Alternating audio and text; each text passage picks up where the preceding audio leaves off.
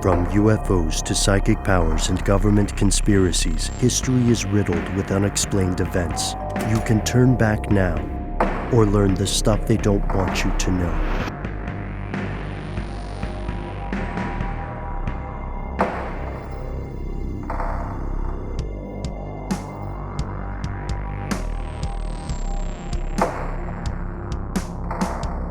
And we're back, and we're heading out to Silicon Valley. Well, kind of. We're going to go on the map, if you're all following along with your maps, to San Francisco, California. The Bay Area. Vallejo herself. If you're looking at San Francisco, and then you go due east, almost exactly, about 30 miles, you will find a small island system called the Farallon Islands.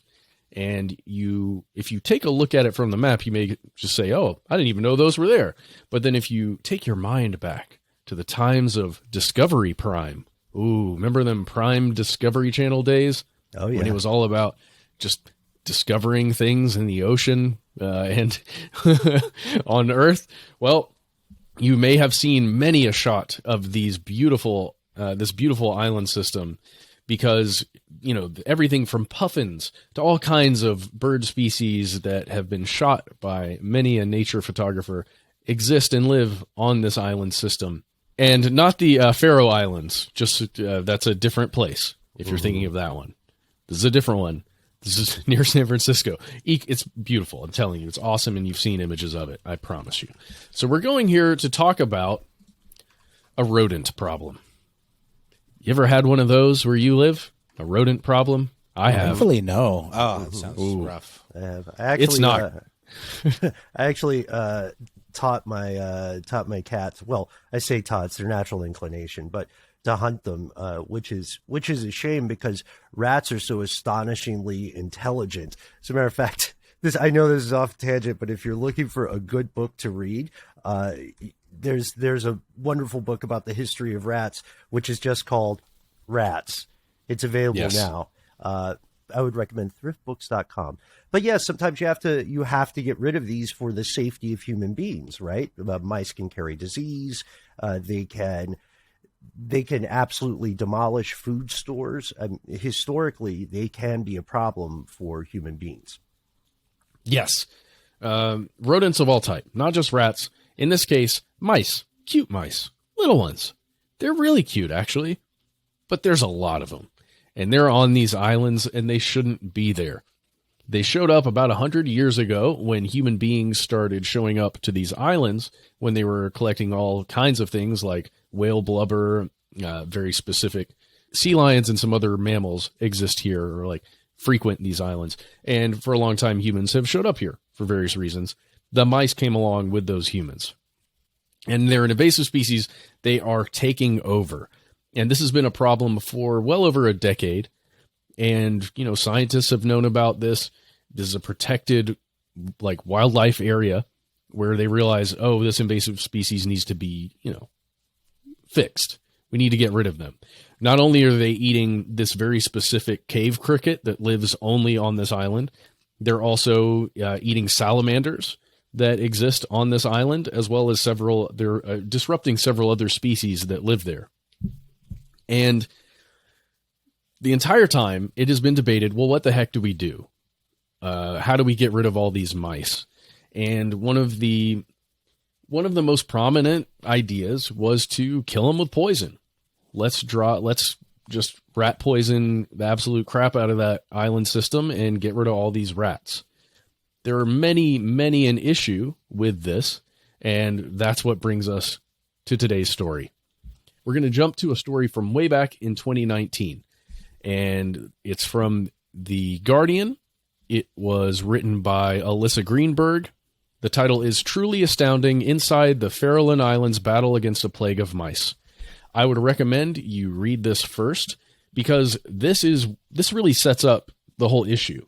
And it sets up the concept of dropping thousands of pounds of rat poison onto the island system as the solution to get rid of all these mice.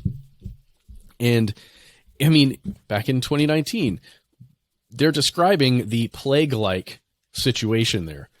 There is a person named Pete Warzibach who describes it as, sometimes you'll see the ground moving as mice are burrowing their little tunnels underneath the ground. And you'll see the back and forth beginning in 2019. And really that takes us, but you can read that if you want to, and we can go over all of these, like the minutia of this if you want to, guys. But really the main takeaway is that if you drop rat poison on that island system, and even if just the rats eat it, some other things, like there's a burrowing owl species that lives on the island, they consume the mice. And if you have a bunch of poisoned mice and those owls are consuming the mice, then the owls aren't going to be doing so great. Mm-hmm. The other problem is these things are like pellets, essentially. The poison is distributed in pellets, and there's a seagull species that would eat those pellets right up. Because seagulls eat anything. Yes. Yeah, is there a concern that this would get through the food chain to humans at some point? Probably not. Okay. Shouldn't affect the humans whatsoever, just the species that exist there. And we're talking about, I think, 300,000 birds that frequent that island, again, as well as sea lions and other mammals. Just things that the mice could present a problem. It's specifically, though, that I've seen it mention that owl species and the salamanders. And it's also, there's a problem with the specific type of poison, right? It has a bad track record, but just to set the stage, I think you mentioned this earlier, there's something like 60,000 mice in total. And if you look at the island, that translates to something like 1,200 mice per acre. So there's not a way, they're in a pickle because there's not a way to specifically target like one area where the mice are. It's every acre. Yeah. You got to carpet bomb that shit. Yeah. That's what the experts are saying. The people who figure this stuff out, these hard problems, are saying the only way to get rid of all these mice is to get rid of all of them by deploying poison across the entire system. So that's the 2019 article. I would jump forward just a little bit to a Mercury News article that was posted in June of this year, 2021. It's written by Jeremiah Oetting, Oetting. It again just shows that this theoretical plan of poisoning the rats is moving forward a little bit. It's going to be discussed by a couple of very important groups who then actually decide whether or not this idea gets greenlit and action is taken to make it occur. Then you can jump to a San Francisco Gate article that came out on December 17th, 2021. It was written by Andrew Chamings, and the title is Controversial Plan to Drop Poison on the Farallon Islands Gets Green Light. And that just means that the people who needed to approve it have approved it. Specifically, the California Coastal Commission. It's official. It's going to happen. Helicopters are going to drop this rodenticide. Rodenticide? How do you... Rodenticide. Rodenticide? Rodenticide. I don't know. There's an I there. Alice in Wonderland, man. Just vibe. Rodenticide. But yeah, it is actually happening. And we have a quote from one Jane Goodall, who happens to be, one of the most distinguished conservationists on the planet. Oh, that Jane Goodall, the Gorillas in the Mist one, right? Yes. She's saying the no-brainer thing here.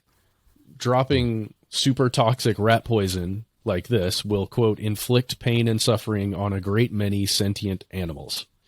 Which is true. Yeah. Right? Isn't the issue too? They're doing this also supposedly to protect the birds in the first place.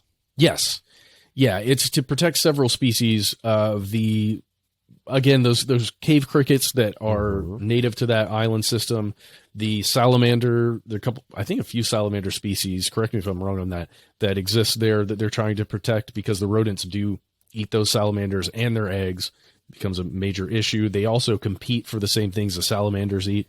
Yeah, it's a greater good argument. At first Yeah, I was confused at first, though, because I almost was thinking that we were talking about this was already happening, and the rodents that were eating the poison were then being eaten by the birds, which was killing the birds, and that was the problem. But it wasn't the problem. They're eating something else that was messing with the birds, and now they're going to feed the rodents poison that the birds will then, in turn, also potentially eat, which will mess them up further. It doesn't No, seem sorry. like We were discussing the plan, like the pros and cons of the plan, right?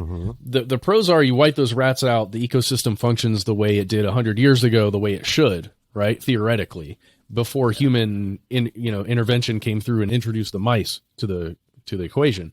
But in this case, it has not, they haven't airdropped the poison yet, but they are about to. They're going to, and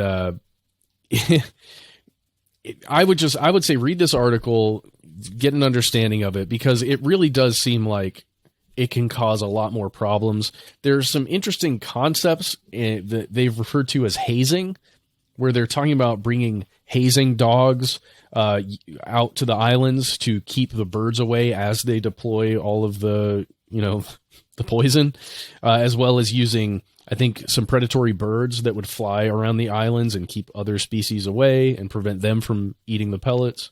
And I believe firing off weapons and making, loud noises to scare away birds as they're deploying it across the thing. But just imagine in your mind just helicopters on their way out from the San Francisco Bay to this island system, and then just dumping this stuff with all the skulls and crossbones falling down from the sky. I'm picturing that scene in Apocalypse Now where the helicopters. Yeah. Exactly. But the crazy thing is, guys, there doesn't seem to be a better idea.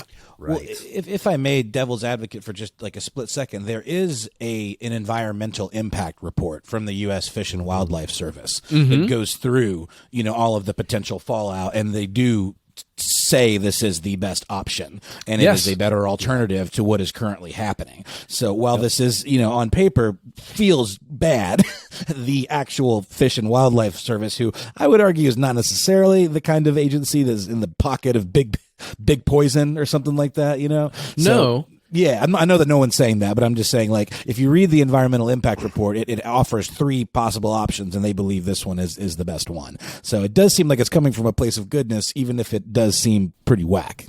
Well, it's cited in the articles that you had mentioned earlier, Matt. I think that's like the big credibility booster for this. Yes, I apologize. I am kind of glazing over some of this stuff, guys. It's more complicated than I'm, giving you the information that I'm giving to you right now. But this whole thing is occurring. I want to offer one, because we got to move on to the next segment. I want to offer one other solution, and Ben, you already kind of brought it up in this segment.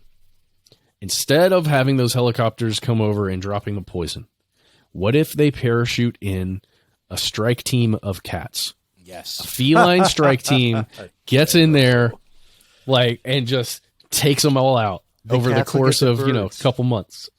The cats will get. You think the they'll get the birds? Yeah, of course. Yeah, We've seen cats this love with a bird, man.